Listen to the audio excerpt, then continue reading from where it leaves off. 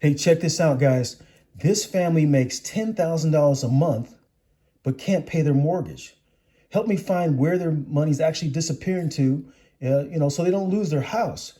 Hey, y'all, welcome back to the Money Map Budget Planner, your journey with James. Today, we're going to dive into another real live money drama. And trust me, this one here concerns me a lot, guys. What we're going to do, we're going to go ahead and open up a budget together and see exactly where their money's actually going and to see how we can free up some cash for them so they can hit their goals. But before we jump in, let me just say this. This is the exact planner that I use to get out of debt and to relieve myself from the money stress. And, I was finally able to see where my money's actually going. And it gives you total clarity within 15 minutes a day if you just stick with it for a little while, right? So grab a pen because you might spot a few leaks in your own budget too as well. So let's jump in. All right, so here's the situation, guys. They are, they make a good income, but they're behind looks like possibly about 2 to 3 months of their mortgage. All right, 2 to 3 months behind. Okay, it's not good. It's not a good place to be. So, but they're making $10,000 a month. Not bad, right? That's more than most people, and they're doing. That's a good income. All right, so here's what we're going to do. We're going to go ahead and go through this Money Map monthly budget form that we have inside the Money Map Budget Planner.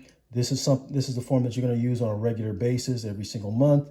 If you are trying to deplete down your expenses so you can save more to redirect that money elsewhere, your plans and goals that you may have. Okay, so here we go.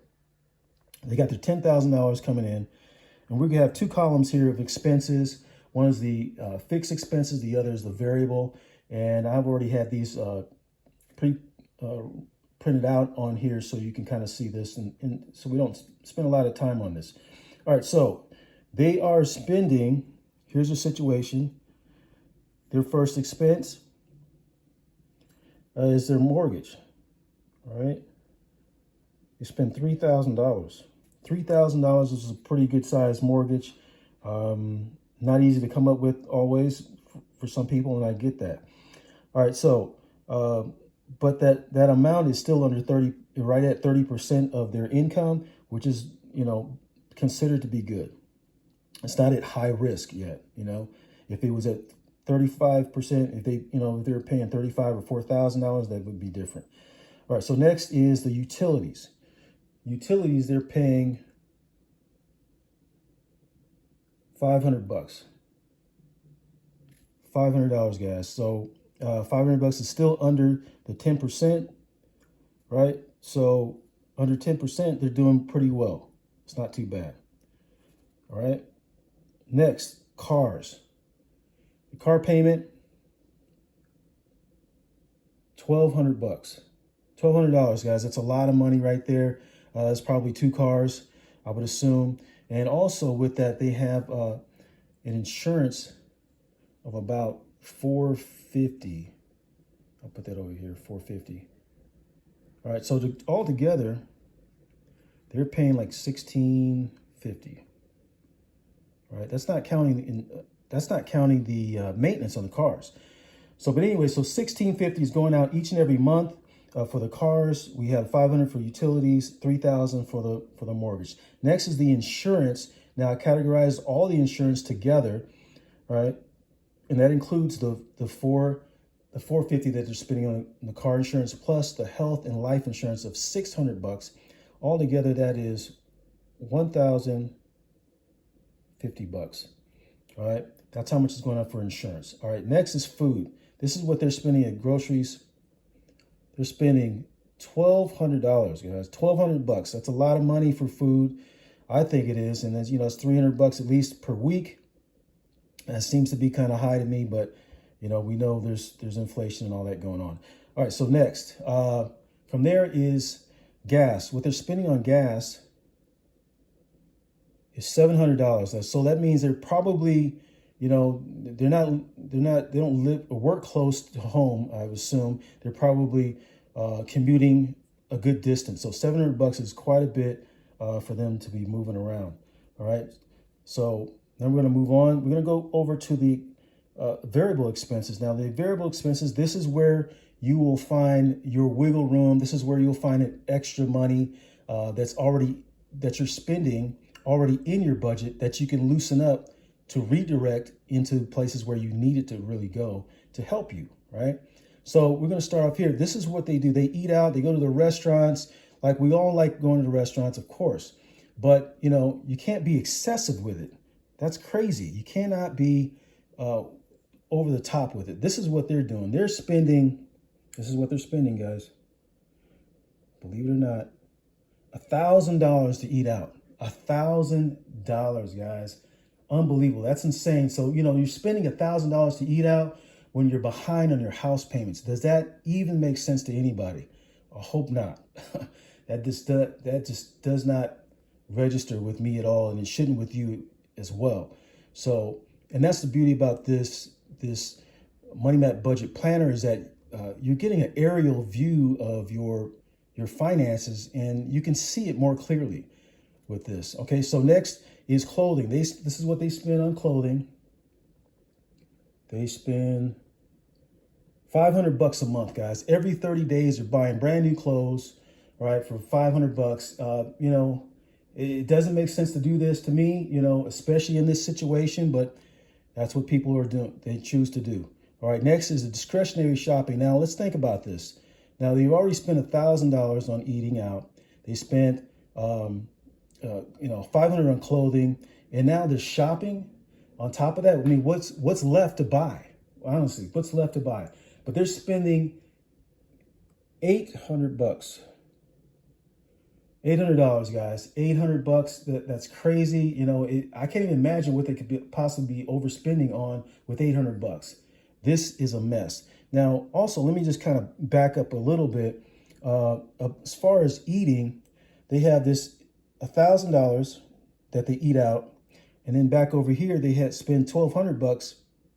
All together, that's $2,200 just to eat.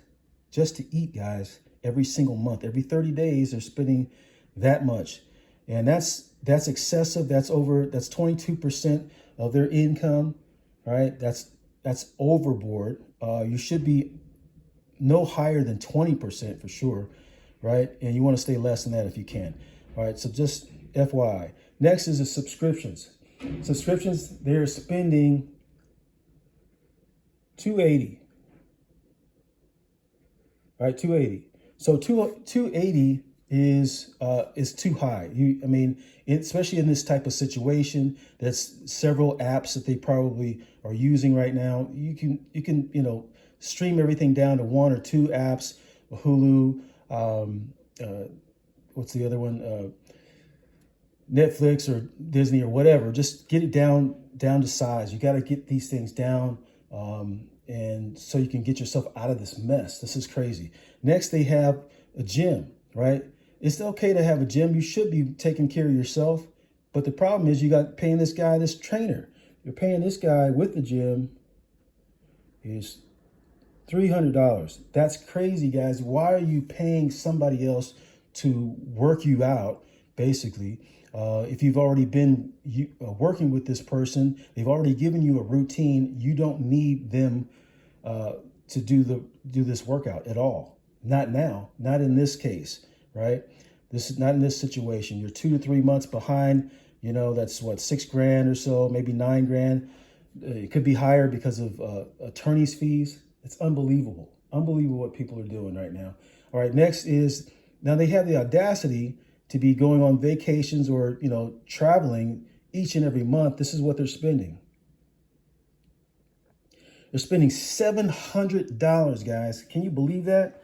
$700 each and every month. Probably not really going any which where, right? And it's just a waste.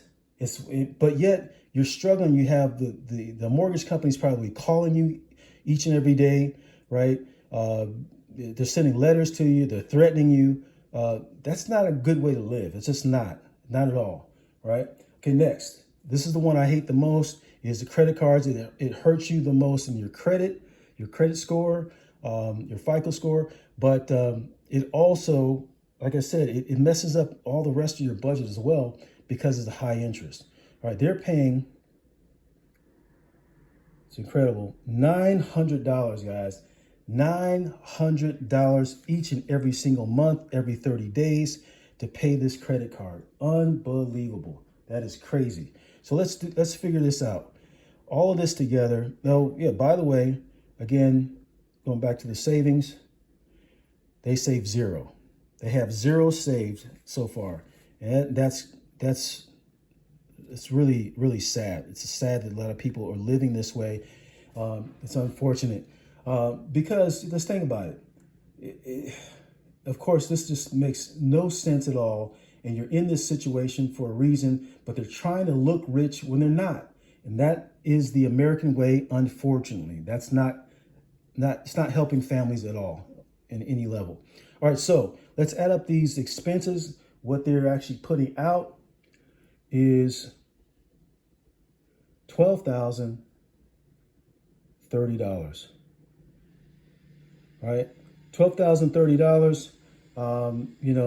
Let's say minus the 10K. Now you're looking at 2,000. I'm gonna bring it over here. It's $2,000. They're in the whole 2,080 bucks. All right, that's crazy. So they're trying to catch up, with the 10,000, but they have to pay out 12,000 each and every month. So it's unbelievable what they're doing. So here's the situation, guys. It's really not a good place to be in. This video would be super long if I just broke everything down. What I would possibly do if it was me, I would shave all of this down to almost nothing. Literally, I would knock this down to size. All right. So I would take care of all of this, except for the credit cards, because you have to keep that going until it's paid off. Okay. So, they're making six figures a year, and because they're overspending, and they're 2 to 3 months or so behind on their mortgage. I take this $1,000 eating out, the $800 in shopping, $700 in vacations, $300 on trainers, $280 on subscriptions and all that. I would at least shave it down to half, and that would at least save them, $1,500 a month. But in 3 months, it's like $4,500. That would help them get out of the hole. But here's the thing: their house isn't at risk because of their income. It's because they're living in denial. Right? That's the situation. So what I would recommend is that they call their lender to work out a loan modification to stop the foreclosure if possible, right? And then start slashing all of these. All of this has to be annihilated, right? You have to kind of cut through this like it's having surgery. I cut all this out. Every one of all these variable expenses would be gone if it was me, all right? So, and then with that, after that's been annihilated and done, I take that money and put it towards this house, all right? I put it towards the house, all right? Here's the house, right? So if you saved all that, that's about $3,000.